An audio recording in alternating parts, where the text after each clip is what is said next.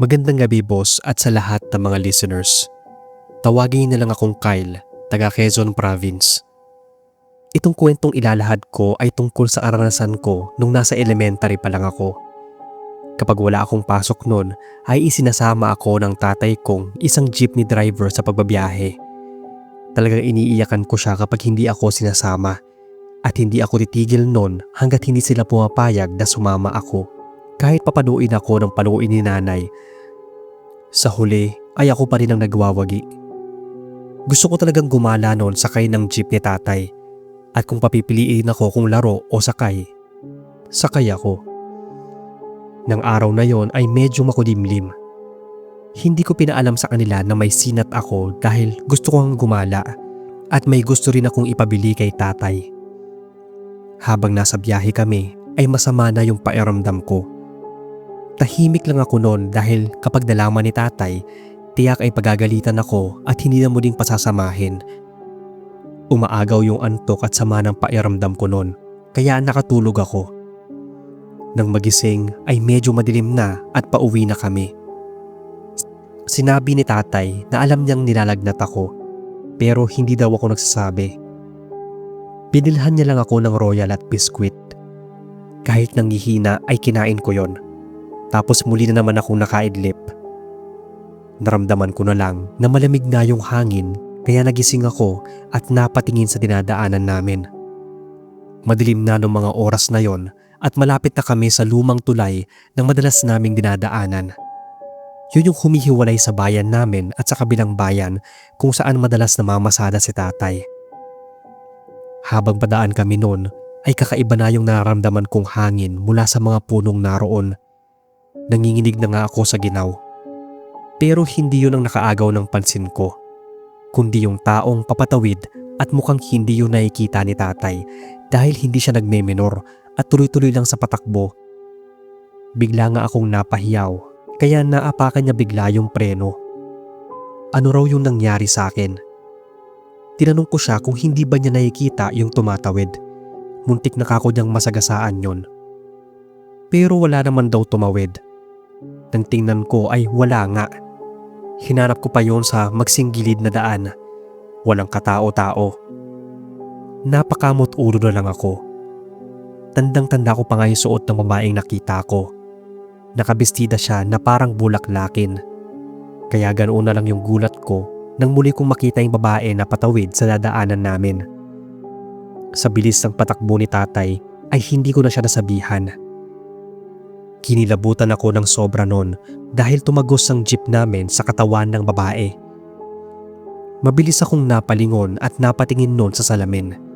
Pero wala na yon. Napatingin ako kay tatay at naatingin din pala siya sa akin. Tanong niya ay kung bakit ang likot ko. Sinabi ko sa kanya na may nakita akong babae. Nung mga oras na yon ay wala kaming sakay na pasahero. Kaya sinermonan ako ni tatay habang nagmamaneho siya. Ano raw ba ang nililikot ko sa upuan? Muli akong napalingon sa labas. Malayo na kami kung saan ko nakita yung babae. Sinabi ko noon kay tatay na muli kong nakita yung babae na akala ko ay mababangga niya. Pero kako tumagos lang yon sa jeepney namin. Kasi bata pa ako noon kaya hindi ko naisip na baka matakot si tatay. Basta kinwento ko lang yung nakita ko. Napamura si tatay at sinabihan ako na wag nang kung saan-saan tumitingin at kung ano-ano yung nakikita ko. Kaya napatingin na lang ako noon sa salamin na agad kong pinagsisihan hanggang ngayon. Bigla akong napasiksik kay tatay. Tanong niya ay bakit na naman daw. Hindi na ako kumibo. Sinabi ko na lang na bilisan niya yung pagmamaneho para maarating na kami sa bahay. Napakapit ako sa laylayan ng damit niya noon. Panay naman ang tingin ni tatay sa salamin. Pero sa pagtataka ko ay parang wala siyang nakikita sa likod. Nagulat kasi ako noon dahil hindi naman siya huminto. Pero bakit may nakasakay ng babae sa likuran ng jeep namin? Natatakpan ng buhok nito yung mukha niya at hindi yun lumilingon sa amin. Mahina akong sinabi kay tatay na, "Tatay, may pasahero pa sa likod. Baka lumagpas na sa bababaan niya." Napaligon saglit nun si tatay. Muntikan na niya akong batukan dahil wala naman daw. Pinagpilitan ko nung meron. Pinatahimik na lang niya ako. Madidisgrasya daw kami sa ginagawa ko. Kaya naman hindi na ako nakaimik nun. Hanggang ngayon ay pinagtatalunan pa rin namin yon ni tatay. Grade 5 ako noong mga panahon na yon at may isip na. Kaya naaalala ko talaga na nangyari yung mga nakita ko. Nang huminto si tatay dahil may nakita kaming bilihan ng pritong manok, wala na yung babae sa likod. Wala na rin akong kibo hanggang sa maarating kami ng bahay. Pero sinumbong niya ako kay nanay at sinabing hindi na ako sasama ulit. Umiyak talaga ako noon at sinabing totoo naman yung mga nakita ko. May babae talagang tumawid at tumagos sa jeep. Andun din yon na asakay sa likuran ng jeep namin. Pero ayaw talagang maniwala ni tatay. Natuluyan ang lagnat ko ng gabing yon at ang sabi ni nanay, sobrang init ko na daw. Akala niya ay kukumbulsyonin ako. Kung ano-ano na rin daw kasi yung mga sinasabi ko. Panay turo ko pa sa likuran niya habang pinupunasan niya ako ng basang bimpo. Sinasabi ko raw na andoon yung babae, nasa likod ni nanay. Tumitirik na nga raw yung mga mata ko noon kaya kinabahan na sila. Pinunasan lang ako ng pinunasan ng malamig na towel at pinainom ng gamot. Nilagyan din ako ni nanay ng rosaryo sa kamay at dinasalan. Naglagay din siya ng asin sa tabi ng higaan ko at sa may bintana. Epektibo raw kasi yon pangontra sa mga kung anumang elemento.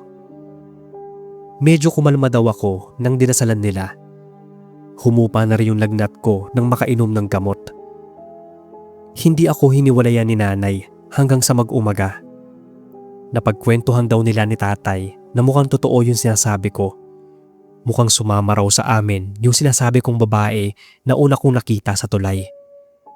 Kaya sa tuwing dumadaan na doon si tatay ay bumubusina na siya. Mabuti na raw yung sigurado siyang na ibabalik niya doon ang kaluluwa ng kung sino mang sumasakay sa jeep niya. Kahit na hindi pa rin siya naniniwala sa mga nangyari sa akin nung sumabay ako sa kanya sa pagmamaneho ng jeep. Pagpalain kayo boss at more power sa inyong channel.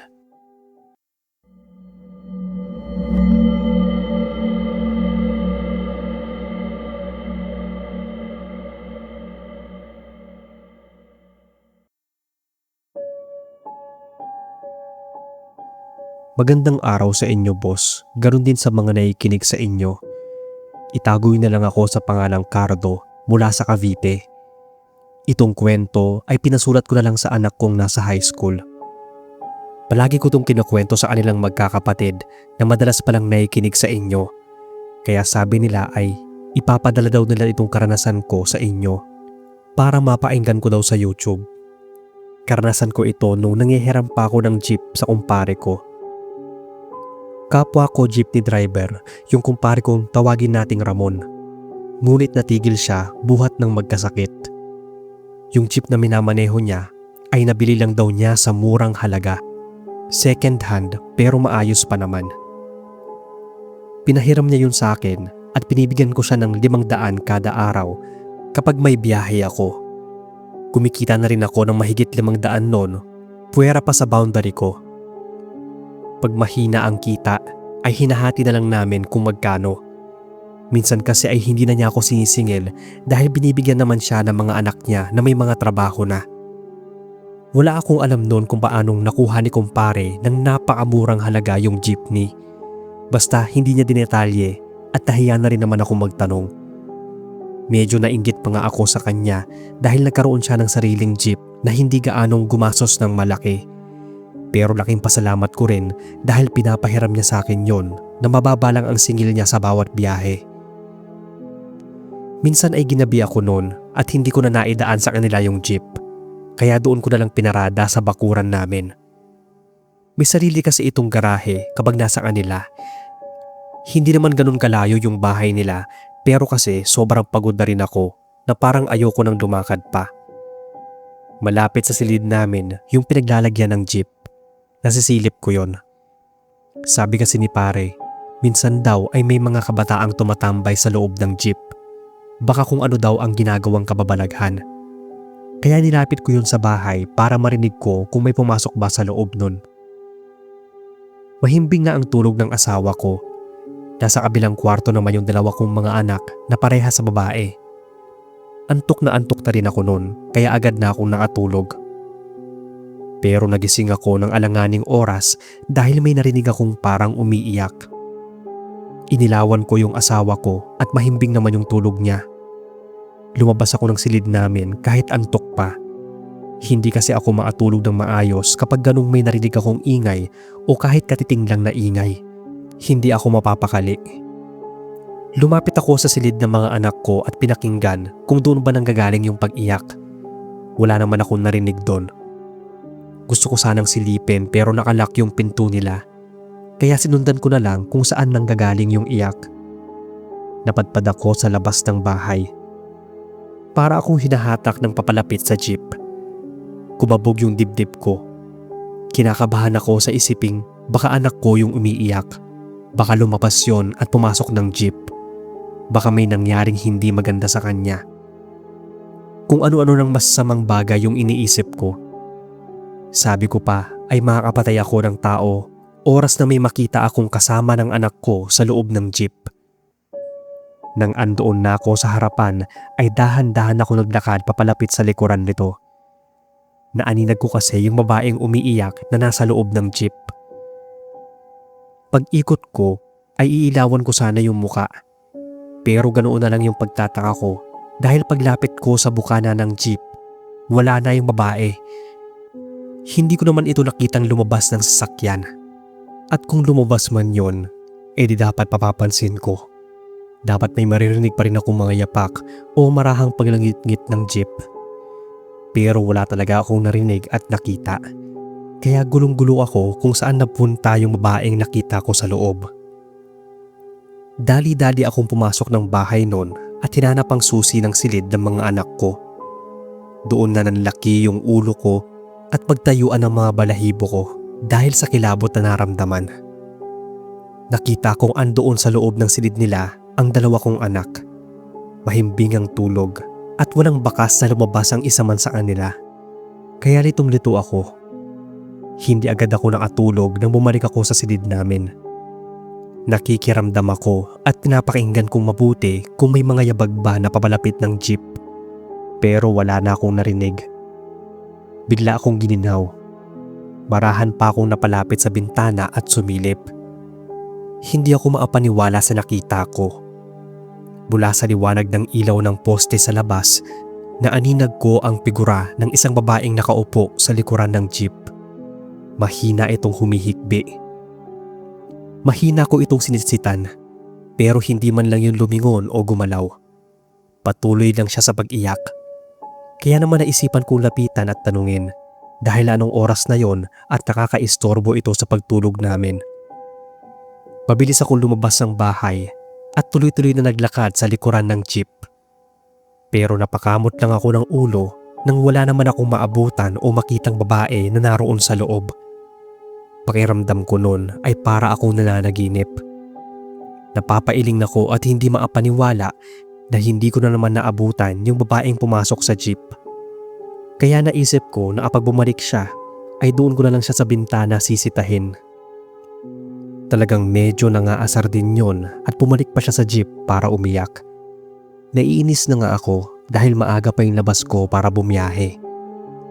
Naririnig at naaaninag ko na naman siya sa jeep. Kaya dali-dali ko siyang pinailawan at handa na akong sitahin siya. Pero nang ilawan ko ang loob ng jeep, walang tao.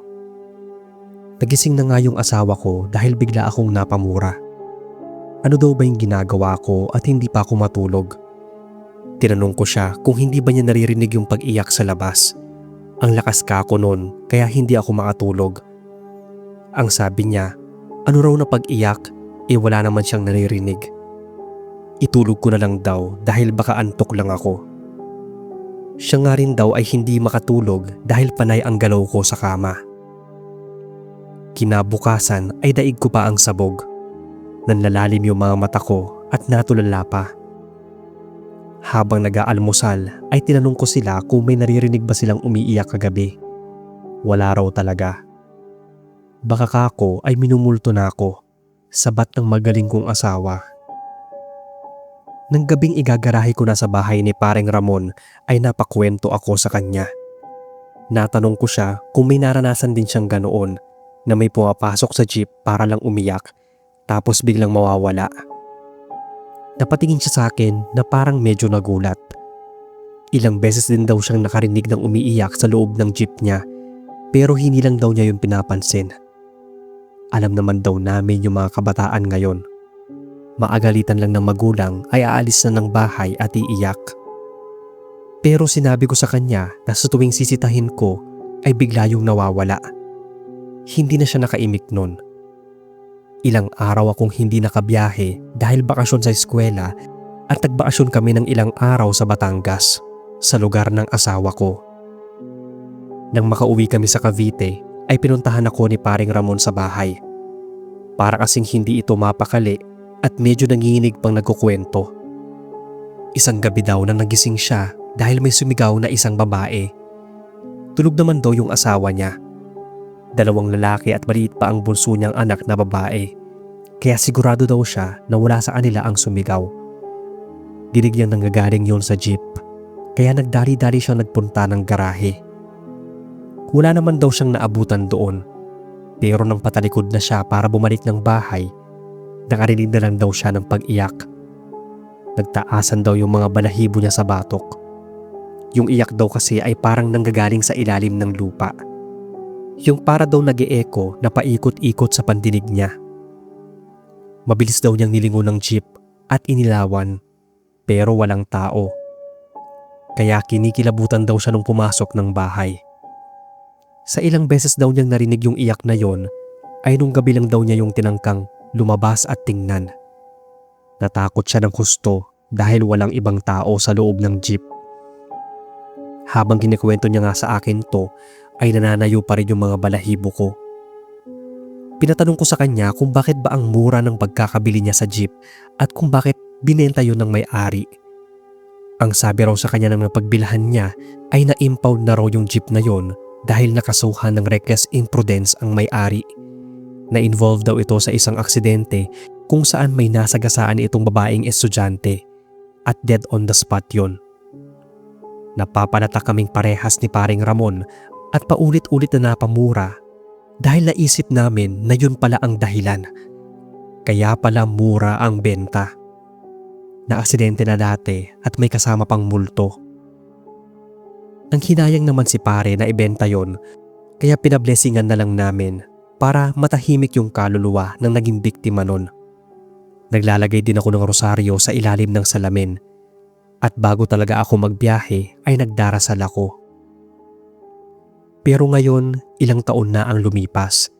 Ibang jeep na yung gamit ko. Nakuha ko ng hulugan pero brand new at siguradong walang kasamang multo. Ito lang boss ang kwento ko.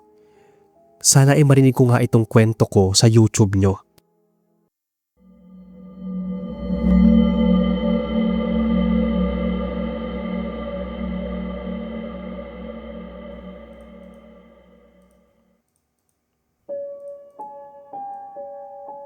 Magandang araw sa inyo Sir Bob at sa lahat ng mga nakikinig sa inyong channel.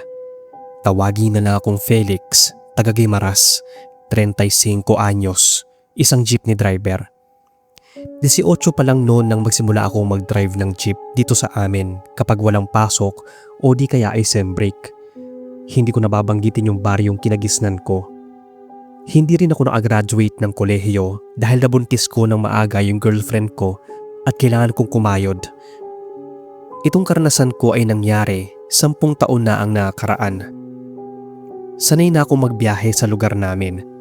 Halos araw-araw ay dinadaanan ko ang parehong daan, parehong kalsada at mga tulay at mga kabahayan. Pero kakaiba ang araw na yon. May nangyari sa akin na hindi ko maipaliwanag. Sasama nun sa isang field trip yung anak ko kaya kinailangan kong dumoble ng kayod at magkaroon ng ekstrang kita. Kaya naman madaling araw pa lang ay lumabas na ako. Yung jeep pala ay pinamana sa akin ng tatay kong jeepney driver din noong araw. Kaya wala naman akong hinahabol na boundary. Talagang gusto ko lang umuwi ng maaga nun para may ekstrang kita. Tahimik ako nagmamaneho at medyo madilim pa. Wala pa akong sakay na pasahero. Nang biglang yumugyug yung jeep, yung para bang may bumagsak na mabigat mula sa bubong. Kumalog talaga yung jeep kaya mabilis kong tinapakan yung preno. Baka kako nabagsakan ng sanga yung bubong. Paghinto ay bumaba agad ako para tingnan. Umakyat ako sa may bandang gilid para tingnan kung ano yung nasa bubong. Pero nagtaka ako dahil wala naman. Sasakay na ulit sana ako nang marinig ko na lang yung may pumapagaspas sa taas. Ang lakas nga nun na parang gansa o pabo. Pero napatingala ako at doon nga nagmumula yung pagaspas. Madilim pa noon kaya hindi ko gaanong maaninag. Tinitigan kong mabuti kung ano yung nakikita kong parang dalawang kulay pula. Pero napamura na lang ako noon, Sir Bob, nang makita ko na parang may malaking pakpak ng paniki ang bubuka-buka sa ere. Agad akong sumakay at pinaandar ang jeep. Alam kong hindi normal na ibon yung nakita ko. Kinabahan ako lalo nang pinatakbo ko na yung jeep. Ramdam kong may naasunod sa taas. Dinig na dinig ko yung malakas na pagaspas, kaya lalo upang binilisan yung patakbo. Nanginginig na nga yung mga kamay ko noon, lalo at wala pang katao-tao sa dinaraanan ko. Halos paliparin ko na nga yung jeepney nang padaan na ako sa malawak na palayan. Wala talaga doong mga kabahayan. Naghahalo na yung dasal ko at mura. Hindi talaga ako tinitigilan ng nilalang na yon dahil andoon pa rin yung mga pagaspas kahit na binibilisan ko na ang patakbo. Laking pasalamat ko noon, Sir Bob, dahil sa wakas may nakaabang ng pasahero sa akin. Pero nang mailawan ko ng headlight ay nakita ko ang isang matandang babae. Naatungkod yun at walang ibang kasama. Imbis na matuwa ako ay lalo akong kinilabutan.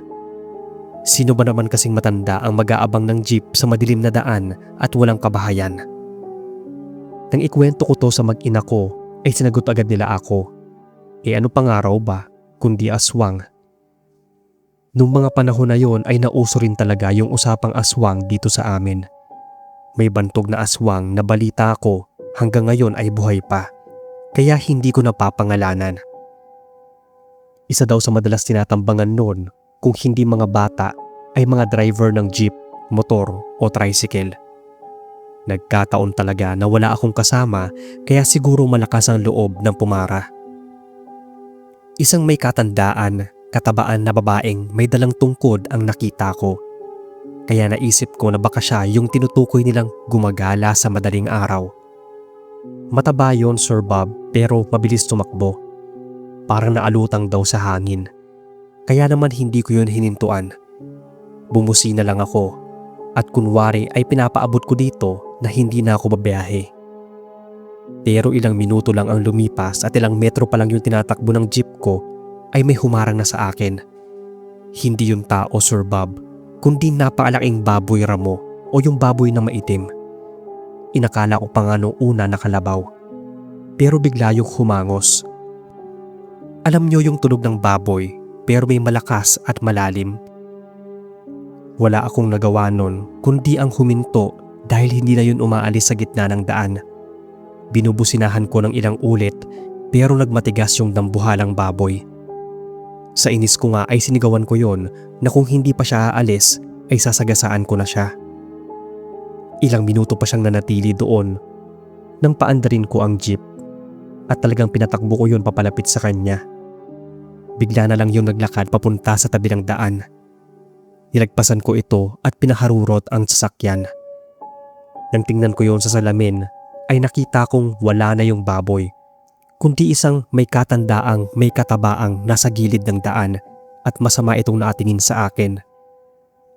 Simula nang mangyari yon ay hindi na ako lumalabas ng madaling araw o kahit madilim pa, lalo na at mukhang tinandaan talaga ako ng matandang yon. May naririnig kaming tiktik noon na paikot-ikot sa bahay. Minsan naman ay parang may baboy din na dumadaan sa amin. Bata pa yung anak ko noon kaya tinatabihan muna namin siya.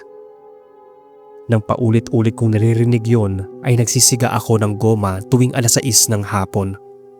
Layo-layo pa naman yung mga bahay noon. Pero malapit lang doon sa amin yung bahay ni tatay. Kinuwento ko sa kanya yung nangyari sa akin at yung nakita kong mataba at may katabaang babae. Kilala pala ni tatay yung tinutukoy ko. Pinuntahan niya mismo yon sa bahay nila at pinagsabihang lubayan kami dahil kung hindi ay gigilitan daw niya yung baboy na padaan-daan sa gilid ng aming bahay. Ang sabi pa noon ni tatay ay hindi niya sigurado kung yun yung babae o yung asawa niya. Nagulat pa ako sa sinabi niya. Hindi ko alam na pati yung asawa pala noon ay aswang. Pero mas matibay daw yung babae dahil namimiktima ito ng bata kahit katirikan ng araw sa tanghali. Matapos naman yon ay wala nang umaaligid na kung anong nilalang sa bahay namin. Hanggang dito na lang Sir Bob ang kwento. Sana ay magkaroon kayo ng oras para mabasa.